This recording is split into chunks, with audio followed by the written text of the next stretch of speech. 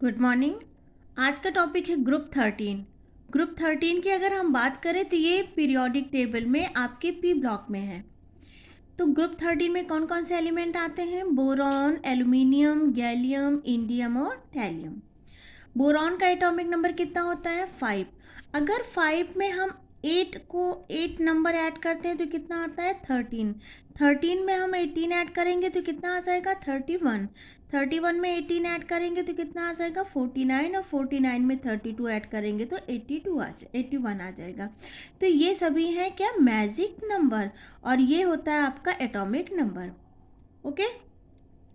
अब अगर हम इसके इलेक्ट्रॉनिक कॉन्फ़िगरेशन की बात करें तो इन सभी के लास्ट शेल में, जैसे कि आप देख रहे हो, सबके लास्ट शेल में कितने इलेक्ट्रॉन आ रहे हैं? 3।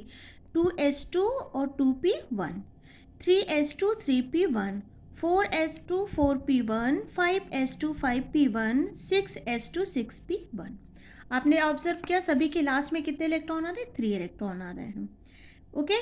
तो इसका जनरल इलेक्ट्रॉनिक कॉन्फ़िगरेशन क्या हो जाएगा? ns2 np1। ठीक।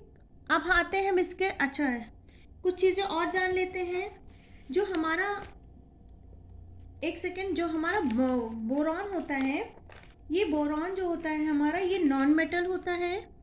बाकी रेस्ट ऑफ सभी क्या होते हैं? हमारे मेटल होते हैं। नॉन मेटल क्या होते हैं? नॉन मेटल हमारे इलेक्ट्रॉन एक्सेप्टर होते हैं, और जो मेटल होते हैं वो क्या होते हैं? डोनर होते हैं।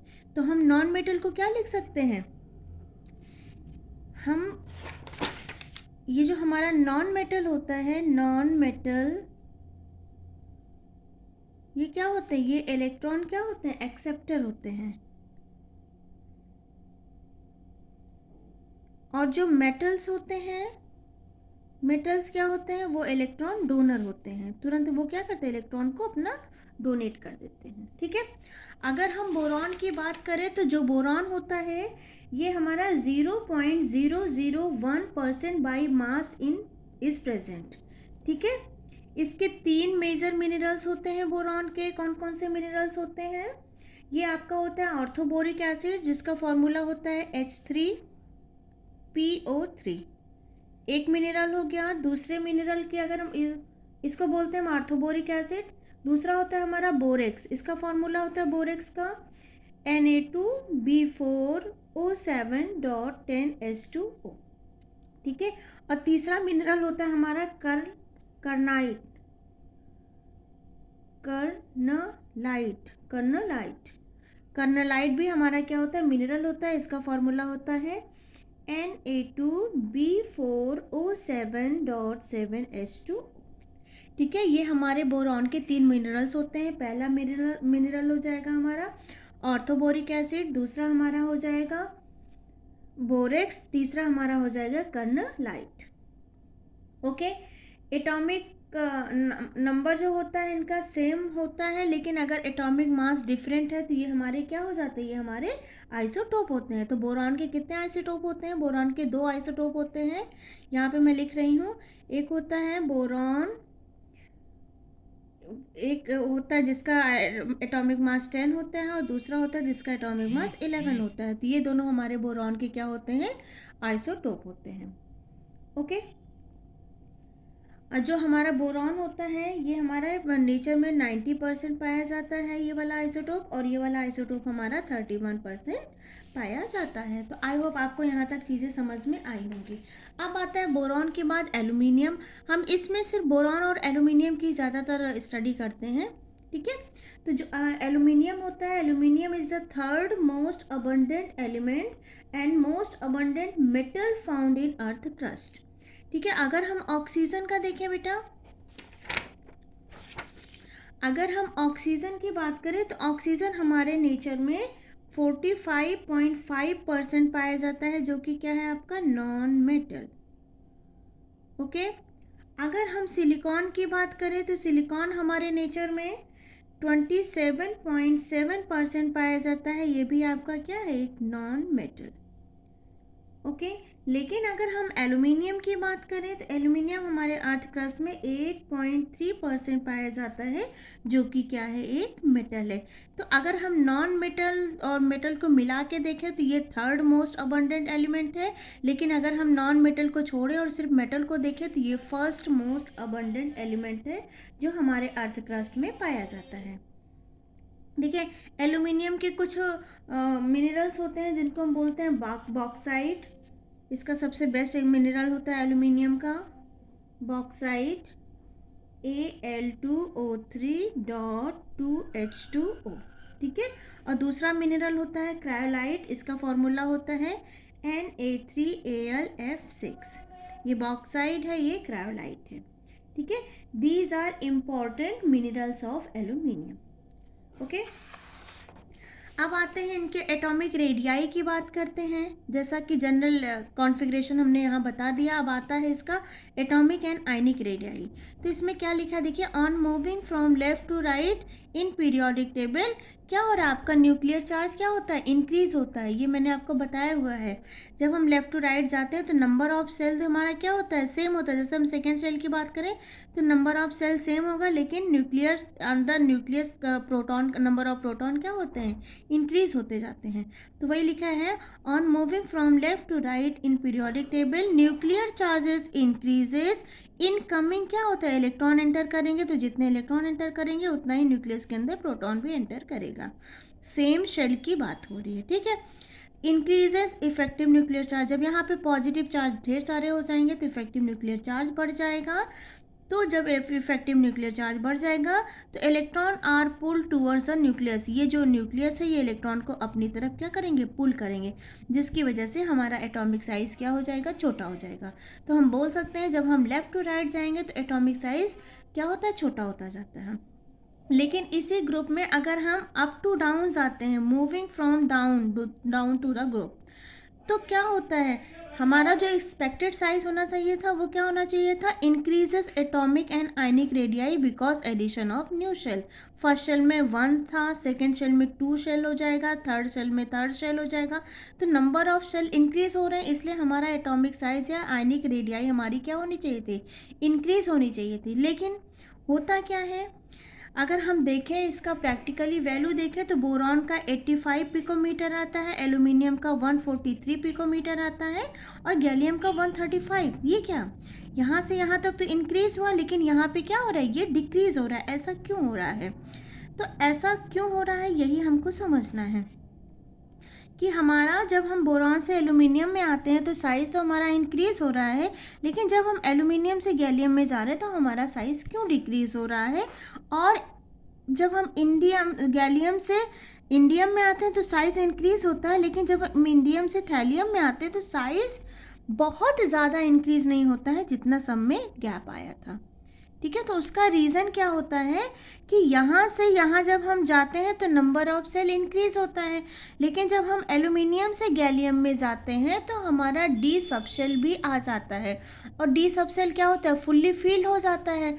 जब डी सबसेल फुल्ली फील्ड हो जाता है तो नंबर ऑफ प्रोटॉन्स भी न्यूक्लियस में इंक्रीज़ होते हैं। अच्छा, जो डी सबशेल होता है वो स्क्रीन तो बनाता है, लेकिन वो उतना स्ट्रॉन्ग स्क्रीन नहीं बना पाता कि वो न्यूक्लियस का अट्रैक्शन आउटर सेल के अट्रैक्शन से रोक सके। तो उससे क्या होता है, इलेक्ट्रॉन को वो अपनी तरफ पुल कर लेता है। तो हम यहाँ पर सिंपल रीज़न लिखेंगे, जब एल्यूमिनियम से गैलियम में जाते हैं तो साइज़ हमारा डिक्रीज़ होता है।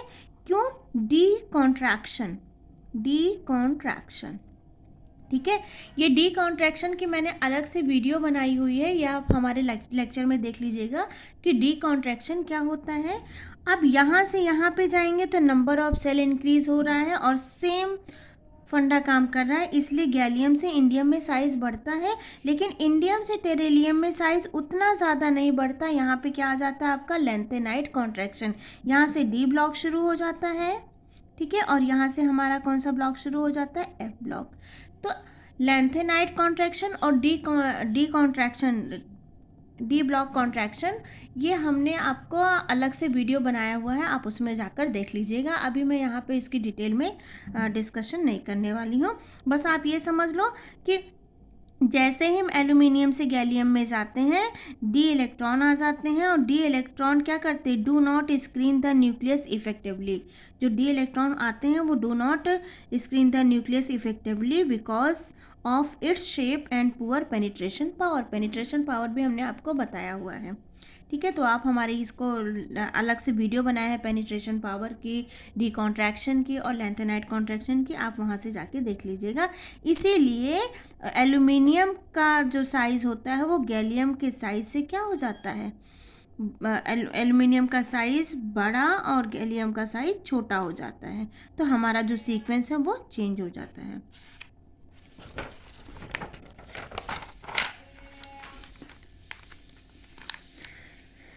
ठीक है, अब बात करते हैं density, melting point, boiling point and heat of sublimation.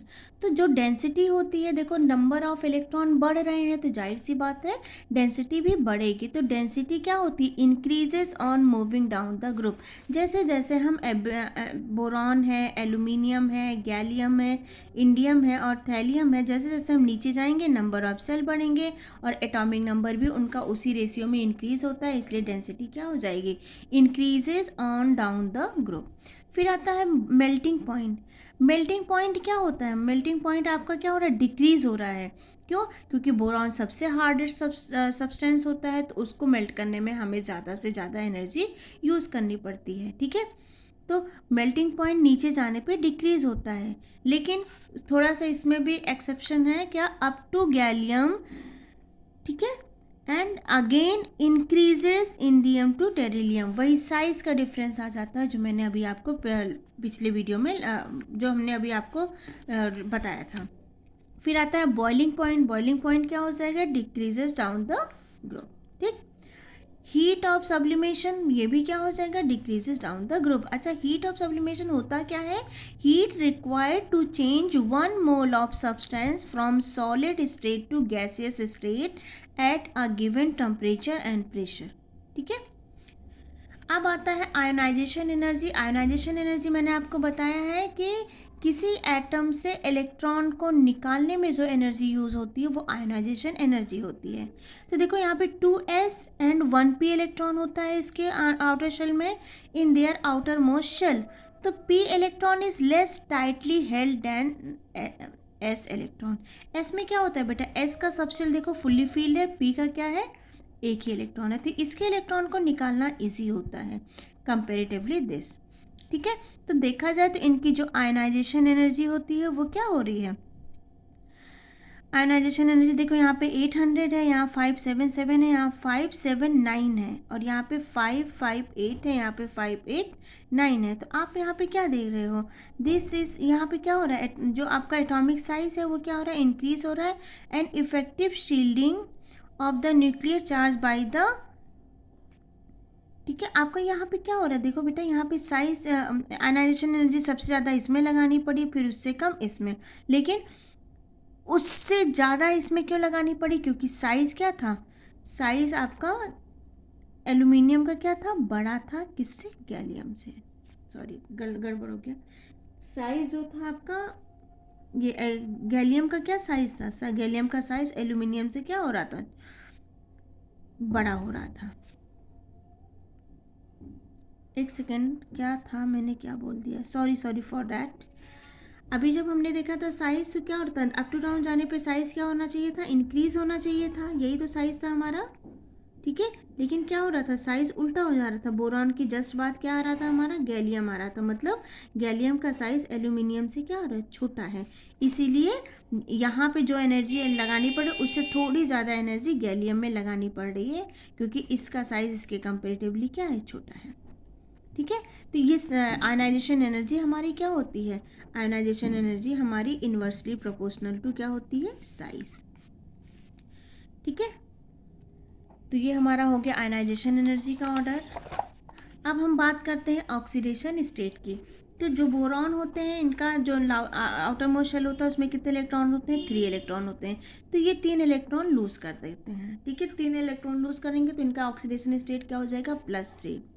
Aluminium का ऑक्सीडेशन स्टेट +1 +3 भी हो सकता है, गैलियम का +3 +1 भी हो सकता है, इंडियम का +3 +1 हो सकता है। लेकिन अगर हम टेरेलियम की बात करें तो ये +3 ऑक्सीडेशन स्टेट नहीं शो करते, ये +1 ऑक्सीडेशन स्टेट शो करते हैं, क्योंकि ये इनर्ट पेयर इफेक्ट की वजह से अपना +1 ऑक्सीडेशन स्टेट ही ये शो करते हैं। ठीक है, तो इनर्ट पेयर यहाँ मैंने अच्छे से इसको डिस्क्राइब किया हुआ है, आप इसको देख लीजिएगा।